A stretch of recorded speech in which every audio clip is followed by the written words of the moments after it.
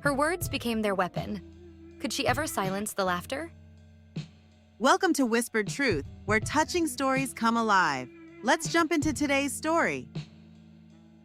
The fluorescent lights of Northwood High hum, a monotonous soundtrack to Sarah's dread.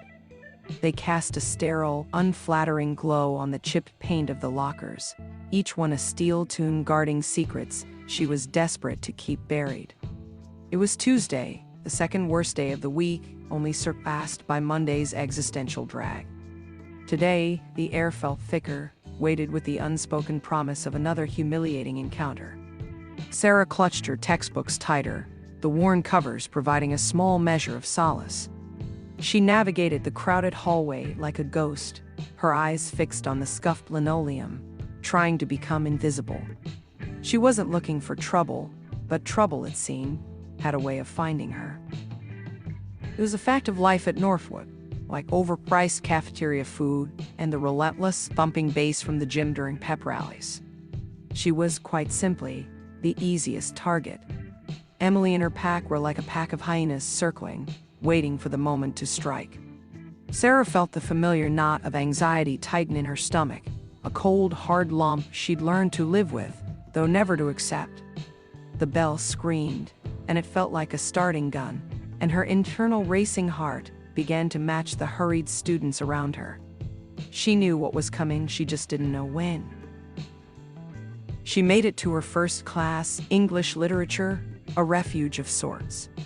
Miss Jensen, with her perpetually kind eyes and penchant for worn cardigans, was a buffer zone. For 45 minutes, Sarah could almost pretend that outside these walls, the world wasn't a battleground. She loved the rhythm of the words, the worlds that writers could create with language, a power she longed to possess, to wield, to protect herself. But the respite was always too short, the bell always a reminder of the reality that awaited. Today they were discussing Lord of the Flies, a book that seemed horribly relevant to her life. They spoke about how societal rules crumble and what happens when they do. Sarah looked up to see many students' eyes glued to their phones. In her mind, that's how things had broken. The mob mentality was so easy now. A few clicks, a meme, and you could be made a social pariah, all from the comfort of your bedroom. And Emily and her friends had become social pariahs in her mind. They had created this social reality, and it was slowly suffocating her. The book was making her feel sick. During the break, as she headed to the library, she felt a shadow fall over her, a darkness that had become intimately familiar. Emily stood there, flanked by Chloe and Liam, her usual entourage of sycophants. Emily's smile, usually so effortlessly dazzling, was sharpened today with a cruel edge. It was a shark's smile. "Well, look who it is," Emily said, her voice dripping with fake sweetness. "Loma's quiet, still hiding in the corners?" Chloe giggled, a high-pitched sound that grated on Sarah's nerves. Liam simply smirked, his eyes cold and calculating. Sarah tried to ignore them, kept her head down, and focused on moving. She just wanted to make it to the sanctuary of the library without incident. But Emily wasn't done. "Did you hear, guys?" Emily continued, her voice raised for maximum impact. "She's been writing poetry again, can you believe it?" She snatched the notebook out of Sarah's hands, flipping through the pages with disdain. "Oh, this is good stuff. My soul is a lonely ocean, crashing against the shore of despair. So deep." Emily's voice was mocking now. She read Sarah's words aloud, mangling her carefully chosen phrases, twisting them into something grotesque and pathetic. Sarah felt her cheeks burn, a familiar wave of shame washing over her. The hallway around them seemed to blur, the faces of the other students becoming a sea of mocking grins. She wanted to disappear, to sink into the linoleum, and become one with the cold, unforgiving floor. It felt like they were peeling away parts of her and putting them on display for everyone to judge, to laugh at. Every word was a paper cut, adding up to a bloody mess. "Give that back, Emily," Sarah said, her voice barely a whisper, a fragile plea lost in the sea of noise and mockery. Emily ignored her, continued to read, her voice filled with a false dramatic flair. Chloe and Liam were laughing now, pointing and whispering. The air felt thick and hot, the oxygen sucked out of the room. Suddenly, Liam grabbed a can of soda from his bag. He shook it hard and sprayed it all over the pages of her notebook, the liquid making the ink run. "There," Liam said. "Now your words can be more abstract." The group burst into laughter again, and Sarah felt the shame go deeper. She wanted to scream, to lash out, to do anything that would make it stop, but she couldn't. Her body was frozen, held captive by the fear that had become a constant companion. Emily tossed the notebook to the floor, the pages now a soggy mess, a visual representation of her mangled self-esteem. The group sauntered off, leaving Sarah standing alone in the hallway, the echoes of their laughter ringing in her ears. The bell rang, but it felt like it was still reverberating around her head. She was left alone with the soggy notebook and a deep sense of shame. The hallway seemed to shift and warp around her. She bent down to pick up the pieces of her destroyed work, the liquid from the soda making her fingers sticky. Her heart was racing, pounding in her chest like a trapped bird. She didn't understand why they hated her so much. She hadn't done anything to them. She was just trying to get by. The tears began to prick at her eyes, but she forced them back. She wasn't going to give them the satisfaction. Not anymore. She couldn't. The thought made her feel nauseous. She walked to the library slowly, clutching the ruined notebook to her chest. Maybe she could salvage something, but she doubted it. She sat at a table in the back, the only place she felt safe in the entire school. She opened the notebook to see if she could read anything. The poem Emily had mocked. It was about an ocean of sadness, an ocean of hate. As she looked at the smeared ink, a new feeling began to stir within her, something that was not fear, not shame. Something colder, something harder. It felt like a seed newly planted. She looked at the mess of her destroyed poem, and for the first time, she felt a flicker of anger. It was small, a fragile thing, but it was there. She closed the notebook. She didn't look at her notes. She stared out of the library window. Students laughing and enjoying the sun. She didn't feel like she was on the same planet as them. The drive home was a blur of gray asphalt and muted sunlight. The landscape outside her car window reflecting the monochrome landscape of her mood. Sarah didn't say a word, just stared out of the window. The usual comfort of the familiar route was gone, replaced by a hollow, echoing silence that mirrored the emptiness inside her. Every bump in the road was a reminder of the humiliation she'd endured in the hallway, each vibration a fresh wave of nausea. She replayed the scene in her head, the taunting voices, the spray of soda, the laughter, a broken record stuck on repeat. Anger was still there, a small ember glowing faintly beneath the weight of her usual fear. It felt unfamiliar, unwelcome, but she couldn't ignore it. It was the first time she'd actually felt something other than complete shame, and it was making her feel slightly more powerful, even though it was small. The house was the same as always, large, meticulously manicured, a picture of suburban perfection. It was a monument to her father's success, a sprawling two-story colonial with a 3-car garage and a perfectly symmetrical lawn. It should have been a sanctuary, a refuge from the chaos of the outside world, but it felt sterile, cold, another space where she felt alone. As she opened the front door, she was met by the smell of her mother's pot roast and an image of her parents sitting in the living room, waiting patiently. A scene that should have been cozy and comforting. But Sarah felt a disconnect. She didn't feel like she was part of this world. They always seemed so distant. She forced a smile and walked over to greet them. "Hey, honey, how was school?" her mother, Elizabeth, asked, her voice a blend of genuine concern and practiced politeness. She was a woman of unwavering composure, her blonde hair always perfectly coiffed. her demeanor always graceful.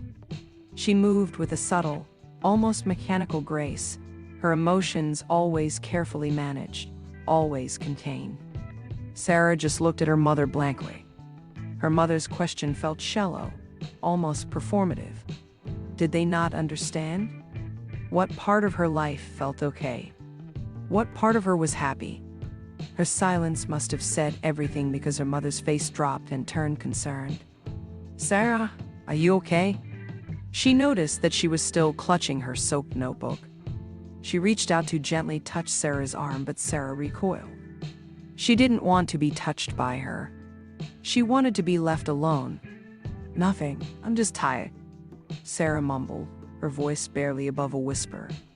She made to go upstairs, but her father's voice stopped her. Wait! Sorry to interrupt you, but please subscribe to our channel Whispered Truth and reach the goal of 1,000 subscribers. Your subscribe and like helps us a lot. And comment your favorite part. Now let's get back to the story. "Sarah, wait, we need to talk about your grades." Her father, Thomas, stood up, his tall frame casting a shadow over her. He was a man of sharp suits and even sharper intellect, his life meticulously organized, ruled by the same kind of ruthless efficiency he applied to his business. He rarely showed emotions. Instead, he was a man of logic and reason. He was a man who saw emotions as weakness. Sarah hated that about him. He was more concerned with how she looked in the family photo album than what she was actually feeling. Your physics mark was disappointing.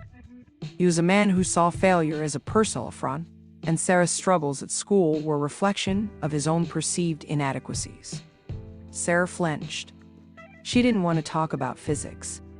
She wanted to cry, to scream, to explain, but she knew that wouldn't work. She knew it was a waste of her time. "I'm trying, Dad. It's just hard." Sarah hated how weak she sounded, how pathetic she was. She felt like the words didn't belong to her. She felt like she was speaking someone else's script. Her father's face turned sour. "Trying isn't enough, Sarah. You need to excel. We expect excellence from you." He made a sweeping hand gesture that seemed to suggest his disapproval with not just her grades, but her entire existence. It was like she was a puzzle piece he couldn't make fit. "Your mother and I have sacrificed a great deal to give you the best education. You need to make the most of it." Sarah nodded numbly, the weight of their expectations crushing her. It was like she wasn't allowed to be anything but perfect, an extension of their perfect life. They didn't see her pain, her struggles. They saw the failure in her grade book. She felt like she was drowning, and every time she thought she could reach the surface, they pushed her down. They didn't understand. They didn't want to understand. The conversation shifted to college applications, summer internships, SAT scores, a litany of achievements she was expected to attain. Sarah felt increasingly suffocated, her inner turmoil ignored, her voice unheard. She thought of the hallway, of Emily's mocking laughter. It was a stark contrast to the sterile expectations of her perfect home life. She wondered if her parents even knew the world she lived in at school. Would they even care? Later, alone in her room, Sarah closed the door and collapsed onto her bed, the weight of her life pressing down on her. Her room was a small island of rebellion in the ocean of perfect organization, filled with scattered books, sketch pads, and posters of her favorite artists. A place where she could be herself, even if that self was broken. She pulled out her ruined notebook, the smeared ink a testament to her humiliation. She gently tried to separate the pages that were glued together by the soda. It was difficult, and every time she opened a page, she had to look at the ruined ink. She felt like she was going to throw up, but she kept going. As she touched the pages, a memory surfaced, sharp and clear, a moment from her childhood. She was 8, attending her first school play. She had a small part, a single line in the play. She was so excited. She was wearing a silly costume that her mother had made for her. A cat. She was going to say meow, and everyone would be happy. She practiced the line for weeks. But when she stepped onto the stage, the bright lights and the sea of faces overwhelmed her. She forgot her line and froze, tears welling in her eyes. Her father, sitting in the front row, had frowned, his face a mask of disapproval. Her mother had offered a weak, sympathetic smile, but it was clear that they were both disappointed in her. She was so embarrassed. She ran off stage. She felt like everyone was looking at her. She was sure they were all laughing at her. Her parents didn't come to see her after. Her mother said that she understood, and her father said that it was a learning experience. They told her not to feel bad, but her father's face said everything else. That night, Sarah hid in her bedroom, hiding under the covers, trying to disappear. She'd never forgotten that feeling of failure, of being less than what was expected. It was a feeling that had followed her through life, a heavy cloak she'd never been able to shed. And it all started with her not being able to say meow. The memory faded, and Sarah looked at the notebook, a new resolve hardening in her heart. She wouldn't hide anymore. She wouldn't let them win. She had to do something. She felt her fists clench, and she began to get an idea. A small seed had been planted, and it was finally starting to take root. She started writing. Not poetry. She started to write about her day, what happened in the hallway, every detail that she could remember. She felt like she was a detective, trying to collect all the clues. She needed to find a way out. She was angry, and she needed to find a place for it. But that wasn't all she wrote. She wrote about the feeling of hiding, of pretending, the feeling of not being good enough. And as she wrote the last line, a new idea formed. She was going to get even. She knew that. She just didn't know how. Not yet. But she would. The next morning, Sarah woke with a strange sense of purpose, a stark contrast to the usual dread that accompanied the start of a school day. The anger she'd felt the night before hadn't dissipated. Instead, it had coalesced into a cold, hard determination. She felt like she had put on armor. She felt like a warrior. She no longer felt like a victim. She was different. She was sure of it. She put on her clothes and looked at herself in the mirror. She saw a new person staring back at her.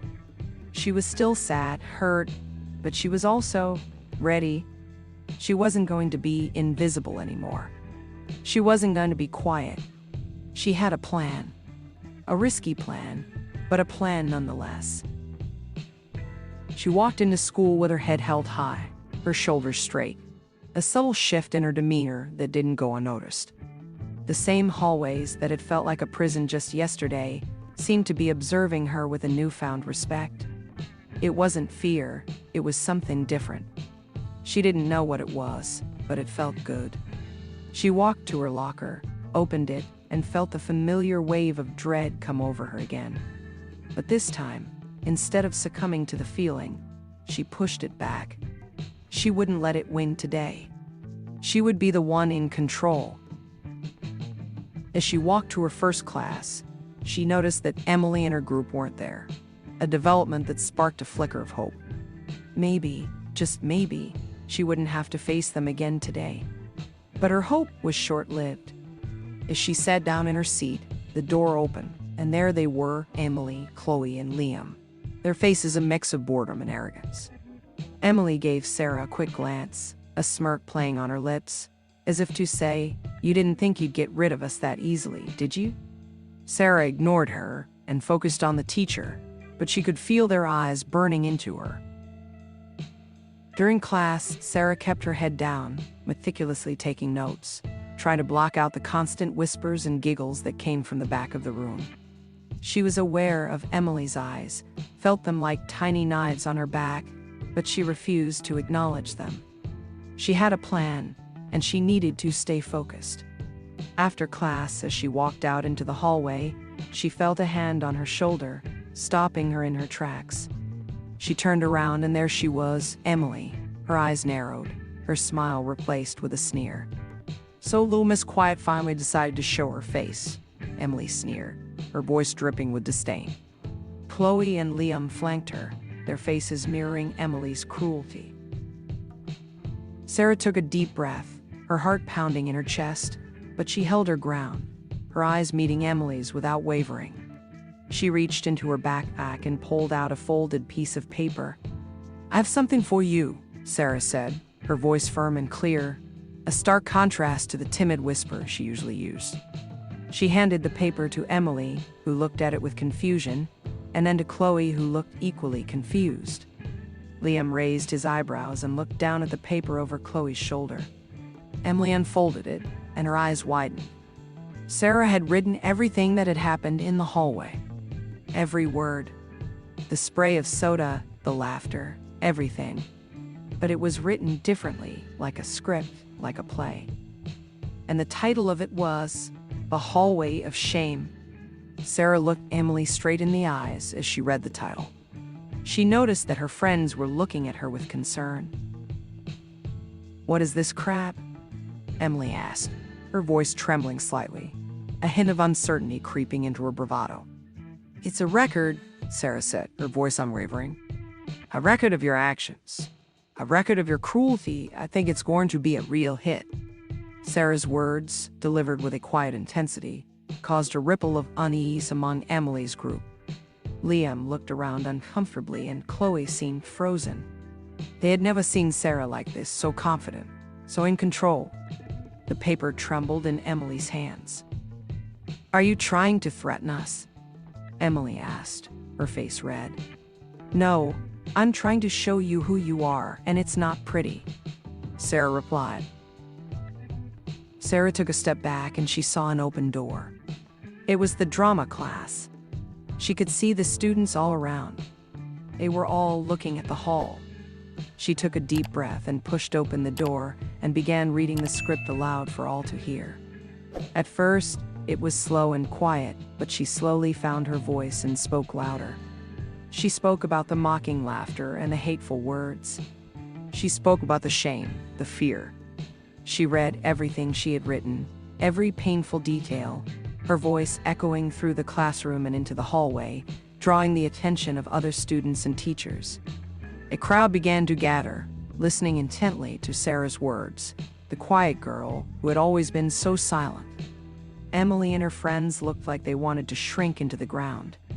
They looked petrified. Sarah finished the monologue, the silence in the room deafening. The students started whispering. There was a mix of shock and concern. They all knew Emily and her friends were mean, but they had never seen the effect their actions had on others. They had never seen the depth of the cruelty. The bell rang, breaking the silence. The crowd began to disperse, but the tension lingered in the air. Emily and her friends stood frozen, their faces pale, their usual swagger gone. They looked like they wanted to run away, but there was nowhere to hide. Sarah just looked at them, her eyes unwavering, her expression unreadable. "I'm not going to be silent anymore," she said quietly. "And I'm not going to let you get away with it."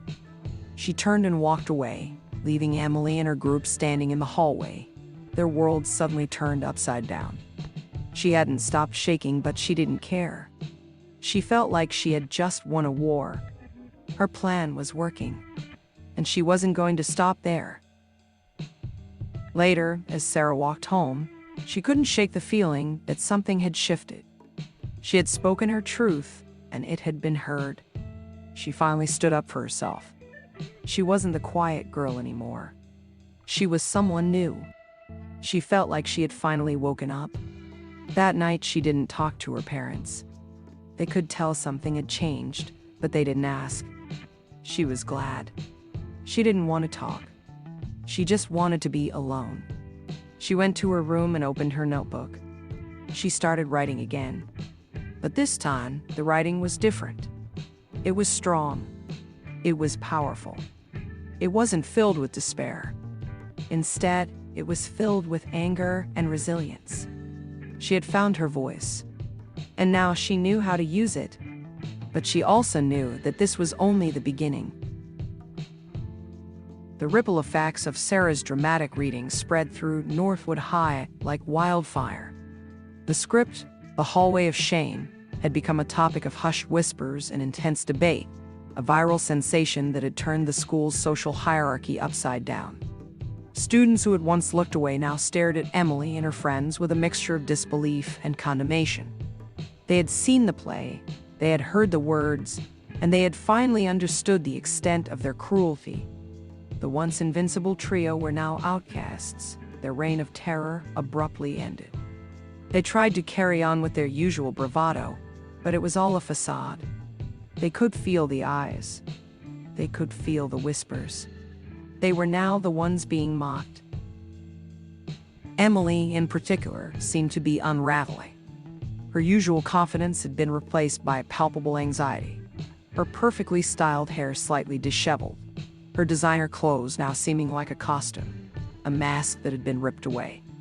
She was rarely seen without Chloe and Liam, who were equally as shaken, their usual smirks replaced by anxious frowns. They were a shell of their former selves, their power and influence gone. They looked like lost children. They tried to justify their actions, to claim that Sarah was exaggerating, but the words fell flat. Nobody was listening anymore. Their world was falling apart, and there was nothing they could do to stop it. Meanwhile, Sarah had become an unexpected icon, a symbol of resistance and courage. Students who had once been afraid to even look at her were now approaching her, offering words of support, sharing their own stories of being bullied. She was no longer the quiet girl who hid in the corners. She was a force, an agent of change. But she wasn't comfortable with the attention, the adulation. She was just trying to survive, to make the school a better place, a place where no one had to feel the way she had felt. She was just using her voice, and it happened to resonate with a lot of people. She wasn't a hero, she was just trying to be human. She didn't want to be the face of the movement. She just wanted to feel safe. The school administration, initially slow to react, were now under pressure to address the bullying issue. A meeting was called, bringing together teachers, students, and parents, a chaotic attempt to understand the depth of the problem. Sarah had been invited, a symbol of their commitment to change, and she hesitantly agreed to attend. She was nervous. She hadn't spoken to so many people in her life, but she felt like she had to. She wasn't just fighting for herself, she was fighting for everyone. She was fighting for all the silent kids, all the hidden kids, all the forgotten kids. During the meeting, Sarah spoke with a quiet but powerful conviction, describing her experiences, her voice clear and strong, resonating with the pain and anger that had fueled her actions. She didn't want revenge, she said. She wanted change. She wanted the school to be a safe place for everyone, not just the popular kids. She wanted them to create an environment of compassion. She wanted to stop this from happening to anyone else. Her words had a profound impact on everyone in the room, even on her parents who looked at her with a newfound understanding and a hint of something she hadn't seen before: pride. They seemed to see her for the first time. She could see that they were finally listening. After the meeting, the school announced a new anti-bullying policy, a comprehensive plan that aimed to create a more inclusive and respectful environment. The announcement was met with mixed reactions. There were cheers and applause, but there were also whispers and scowls from those who felt like their power had been taken away. The changes were small, but Sarah hoped that they would have an impact. She hoped that the bullying would finally stop. She knew that change would take time, but it was a start. Meanwhile, Emily and her friends were facing the consequences of their actions. They were ostracized by their former friends, their parents were furious, and they were facing expulsion. The video had resurfaced, and everyone had seen it. The school had also seen it. They had no way out. As Emily sat in her bedroom, she replayed the video. She watched as they tied her up. She watched as they laughed. She couldn't believe she had done that. She was ashamed. She felt sick. She wanted to disappear. Her perfect life was gone. It was over. Later that day, as Sarah walked home from school, she saw Emily sitting on a bench in the park, alone, her face pale, her eyes red.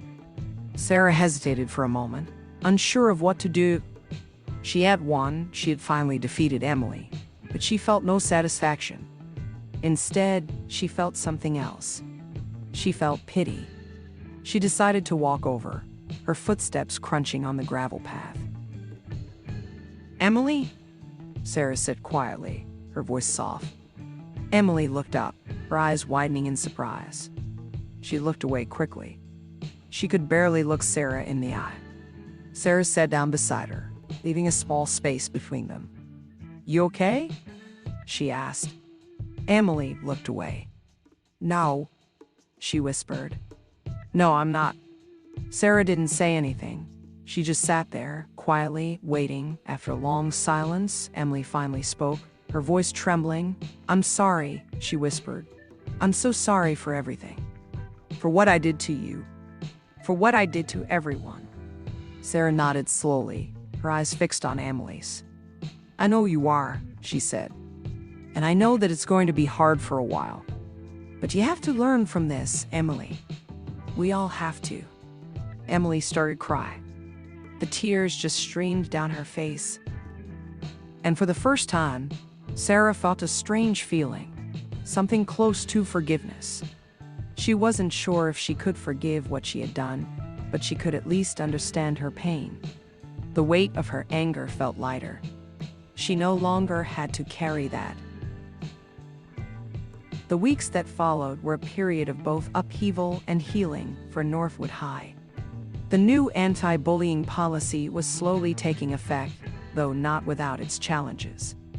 The school felt different, a little quieter, a little more respectful, but the scars of the past were still visible, a reminder of the pain that had been inflicted and the long road to recovery. Sarah found herself navigating this new reality with a mixture of hope and caution. She had become a reluctant leader, a symbol of change, but she was still just Sarah, the quiet girl who had found her voice and was trying to make a difference. She no longer felt like she had to hide, but she was still adjusting to her new life. Emily, Chloe, and Liam faced a period of intense self-reflection.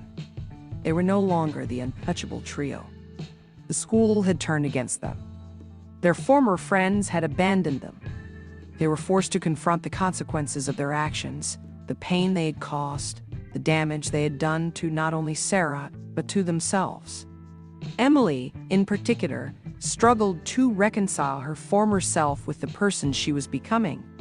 She spent hours alone in her room, replaying the video, trying to understand why she had been so cruel. She was consumed by guilt, shame, and a deep sense of remorse. She began to understand the effects her words had on other people. It was a hard journey of self-discovery, but it was a necessary one. She was starting to see the world through a different lens. She was starting to understand what it meant to be kind. Sarah, though initially hesitant, decided to engage with Emily, not as an act of forgiveness, but as an act of understanding. They met in the park, the same bench where they had their first tentative conversation, the setting a metaphor for the possibility of change. They talked about their pain, their fears, their hopes. Sarah listened patiently to Emily's apologies, her sincerity clear, her regret genuine. She couldn't forget what Emily had done, but she could choose to let go of her hatred, to let go of the anger that had consumed her for so long. It was a slow process, but they were both trying. They had both been hurt, both been broken. They were both just trying to be better. As time went on, Sarah began to use her experience to advocate against bullying, speaking at school assemblies, participating in workshops, her voice resonating with a newfound confidence and purpose. She inspired other students to stand up for themselves, to speak out against injustice, to create a more compassionate school environment. She was no longer just talking, she was doing. She was a catalyst for change. She even started a school newspaper club called The Voice. It gave everyone a platform. She no longer saw herself as weak. She saw her quietness as strength. She had found power in her vulnerability. Her relationship with her parents also began to change. They had seen her strength, her courage, her resilience. They had finally realized that their expectations had been stifling her growth, that their definition of success was not the same as hers. They started to listen, to really listen, to understand the world through her eyes. They began to appreciate her for who she was, not for who they wanted her to be. They stopped pressuring her about grades and instead focused on supporting her. They finally saw the real Sarah. On the last day of the school year, Sarah stood in the hallway, the same hallway where her nightmare had begun, but it felt different now, less threatening, less oppressive. She looked around at the students, some laughing, some talking, all united by the experience they had shared, the change they had all witnessed. She saw Emily standing by a locker, talking to Chloe and Liam, her face no longer filled with fear, but with a quiet determination. She didn't smile at them. They just exchanged a nod, a silent acknowledgement of the long journey they had all taken. It was not a happy ending. It was a start. It was a step forward. She walked out of the school, the sunlight warm on her face, her footsteps light, her heart filled with a quiet sense of hope. She knew that the road ahead would not be easy, that the fight against bullying was a long and ongoing battle, but she also knew that she had the strength, the resilience, the courage to face it. She was no longer defined by her past, by her pain, by her silence. She had finally found her voice, and she was ready to use it to create a more just and compassionate world. The world was still broken, but it was getting better, one voice at a time.